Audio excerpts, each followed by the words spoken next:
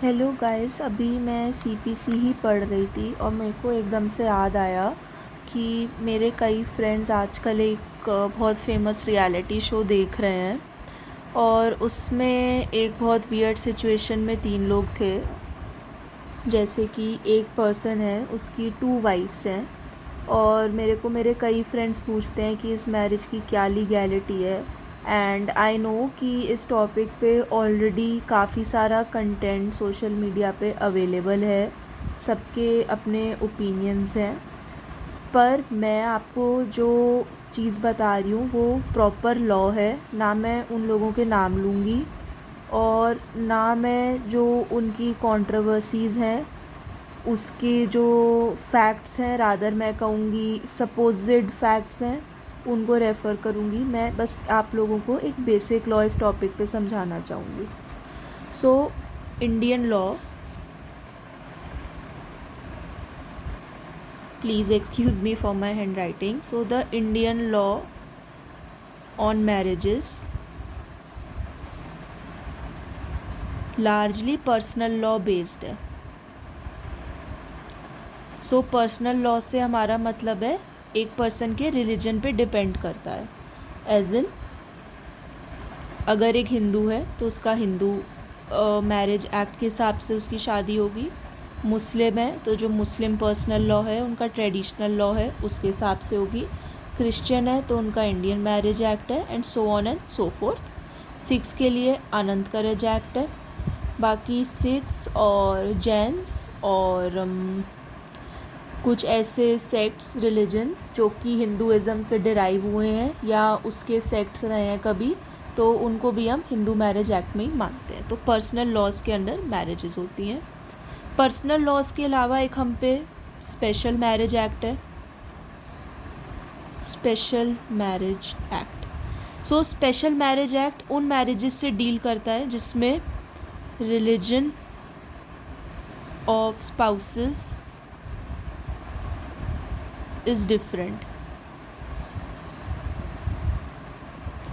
क्योंकि किसी भी रिलीजन में अगर आप एक पर्टिकुलर रिलीजन से बिलोंग करते हैं और आप किसी और रिलीजन के पर्सन से शादी करते हैं तो that is not correct in eyes of the religious law.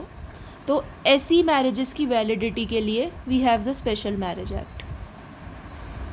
Now talking about the particular situation, suppose करिए कि एक पर्सन है X, he marries Y as per Hindu rituals. As per Hindu rituals मतलब as per the requirements of the Hindu Marriage Act 1955, और specially एक valid marriage के लिए we have section 5 of the same. इसमें conditions laid down है और age के बारे में है। Girl has to be at least 18, the boy has to be at least 21। Prohibited degree of relationships या सपिंदा रिलेशनशिप नहीं होना चाहिए। एज होनी चाहिए। You have to be of a sound mind, XYZ, इस तरीके के रिक्वायरमेंट्स हैं। और आपकी सतपदी होनी चाहिए, जिसको हम हिंदी में 7 फेरे बोलते हैं। So X marriage Y as per the Hindu rituals, that is the Hindu marriage act. Now after 5 years, suppose, मतलब मैं एक सिचुएशन ऐसी ले रही हूँ, after 5 years X now wants to marry Z. So there is this female Z, X is a male and X wants to marry Z, but he also doesn't want to divorce his first wife Y. So Islam में polygamy is allowed. Polygamy is allowed, but in certain situations. पर होता क्या है, ये certain situations हैं, जैसे अगर कोई फीमेल डेस्टिट्यूट है, किसी पुराने लॉज के हिसाब से बात करें, एक फ़ीमेल डेस्टिट्यूट है अगर, या उसका हस्बैंड किसी वॉर में मारा गया, या इसी तरीके के और कोई रीज़न्स हैं जिसकी वजह से शी हैज़ किड्स के फादर का नेम देने के लिए, ऐसे सोसाइटल रीजंस की वजह से ऑफन पॉलीगैमी वॉज अलाउड। पर हुआ क्या है अब कि पॉलीगैमी क्योंकि यहाँ अलाउ होती है तो पीपल ने इस चीज़ को मिसयूज़ करना स्टार्ट कर दिया। What they started doing, people like x who wanted to marry without divorcing their first wife, they would convert to Islam and उसके बाद they would also get Z converted and then they would get married as per the Mohammedan law, मतलब मुस्लिम law. अब हम आगे चलते हैं। सो इस case में क्या हुआ कि ऐसे speaking, normally speaking, both the marriages are valid. Reason, first marriage जो है वो हिंदू मैरिज एक्ट के हिसाब से वैलिड है, सेकेंड मैरिज है जो वो मोहम्मदन लॉ के हिसाब से वैलिड है। पर इस लूप होल का बहुत मिसयूज़ हुआ है। वी नो मैनी पीपल अपने डे टू डे लाइफ में जिन्होंने इस चीज़ का मिसयूज़ करा है। सो ये चीज़ कोर्ट भी गई, ऑनरेबल सुप्रीम कोर्ट भी गई, and honourable supreme court has in the case of, दो मेजर केसेस हैं, Sarla Mudgal versus union of India and Lily Thomas versus union of India. ये दो केसेस हैं। इसमें ये बहुत क्लियरली एंड कैटेगोरिकली हेल्ड किया हुआ है कि such marriages are invalid, they are void.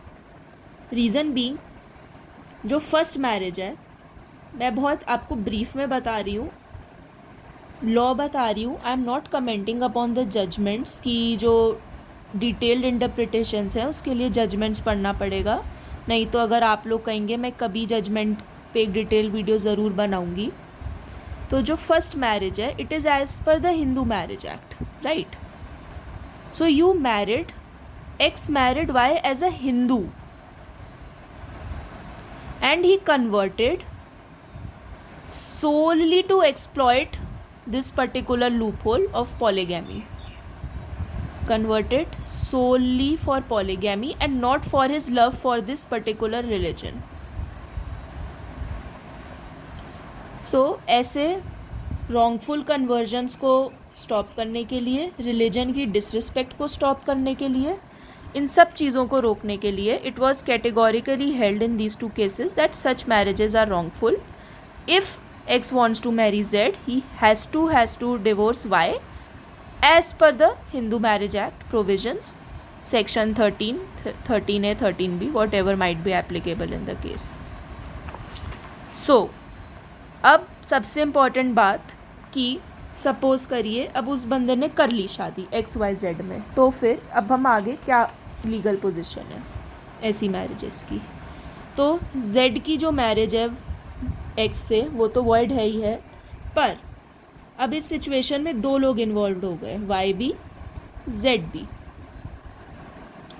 If Y which is the first wife, वो पुलिस में जाके कंप्लेन नहीं करती है, she doesn't file a complaint, she doesn't go for an FIR. So in that case